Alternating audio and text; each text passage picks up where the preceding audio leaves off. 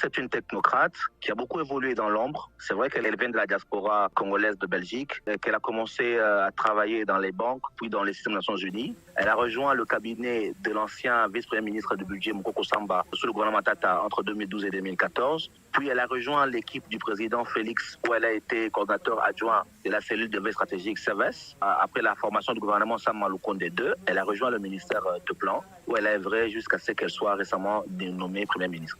Quels sont les défis qui l'attendent? On sait que la RDC fait face à une guerre dans sa partie Est et pas seulement cette guerre-là, beaucoup de conflits armés. Les défis sont énormes. Moi, je crois qu'il y a deux sortes de défis. Il y a d'abord les défis de son leadership au sein de l'action gouvernementale. Elle vient de nommer Premier ministre. On connaît les poids des partis politiques au Congo et donc des chefs des partis. Le défi énorme pour elle, c'est d'abord comment elle va gérer, elle va manœuvrer, cohabiter avec les grands chefs des partis politiques, si tant est qu'elle sera au gouvernement. Ensuite, comment elle va manœuvrer un parlement dont elle n'est pas chef de majorité, comment elle va cohabiter avec cette majorité-là, et puis peut-être un petit défi avec le président de la République qui est hyper actif et qui a en quelque sorte fait de l'ombrage au premier sortant. Comment elle va s'affranchir de cette hyperactivité du président. Après, il y a le défi social. C'est que d'un point de vue de priorité, il y a énormément de priorités sur la table. Priorité sécuritaire, priorité économique, pouvoir d'achat, dédollarisation, priorité sociale en termes d'accès à l'emploi pour les jeunes, des divisions de l'économie, énormément de priorités et qui attendent des résultats presque dans l'immédiateté. On sort d'une campagne où les demandes sociales sont pressantes et malheureusement, elle n'aura pas assez de temps de grâce pour bénéficier d'un temps de repos.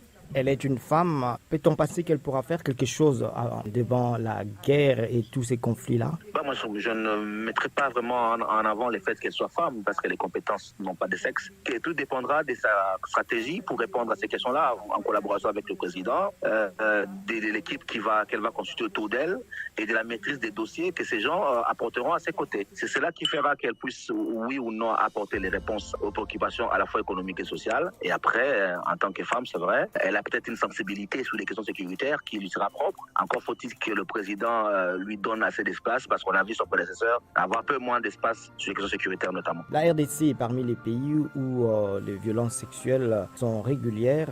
Que peut-on dire avec sa nomination? Est-ce que le Congo a fait quelques pas de l'avant dans le combat pour l'égalité des genres? C'est une victoire. C'est une vraie victoire symbolique d'avoir une femme Premier ministre, pas seulement le Congo, l'Afrique, parce qu'à ce jour, nous sommes le 4e pays africain à l'avoir fait. Après le Gabon, le Togo, la Namibie, le Congo est le 4e pays à l'avoir fait. Elle est la première, donc c'est une avancée énorme. Dans le passé, on a eu des femmes à la tête de l'Assemblée nationale, on a eu des femmes à la tête de la Banque centrale, on a des femmes ministres. Depuis 1966, on a une première femme ministre, mais c'était pour les conditions féminines. Petit à petit, des femmes ont gravi les échelons pour prendre les compétences techniques, notamment les ministères comme les mines, les affaires étrangères. Mais là, on a une femme chef de gouvernement. Je crois que, comme on dit aux États-Unis, c'est un plafond de verre qu'on vient de briser et qui peut-être redonne aux femmes beaucoup d'espoir. On est dans un pays où les violences liées à la femme sont nombreuses et pour beaucoup de femmes, c'est peut-être aussi un soulagement, un moment d'espoir de voir qu'une femme est portée à ce niveau face à toutes les tribulations qu'elles connaissent.